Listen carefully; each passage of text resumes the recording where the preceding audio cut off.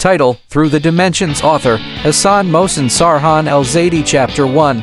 The beginning of the adventure. In a small town called Al-Nahar lived a young man named Nader. Nader was an ordinary boy, but he always dreamed of other worlds filled with adventure and magic. He spent countless hours reading science fiction and fantasy stories, wishing he could explore those realms himself.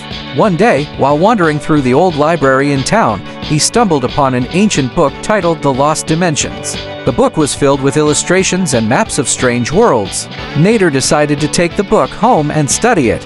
Chapter 2. The Discovery of the Portal. After days of research, Nader discovered that the book contained a description of a device capable of opening a portal to a parallel world. With the help of some tools he found at home, Nader began to build the device. After weeks of hard work, he finally succeeded in activating it.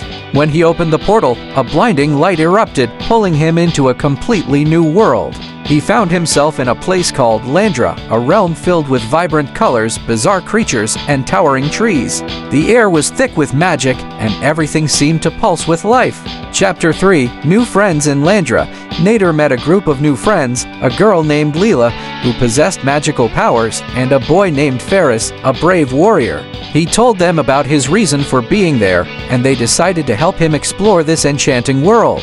Together, they began to uncover the wonders of Landra, facing exciting challenges and adventures. They discovered strange places and learned about the history of this world, realizing that dark forces threatened to destroy everything. Chapter 4. The Battle for Hope. During their journey, they discovered that a malevolent force known as the Shadow was trying to take control of Landra and steal its magic.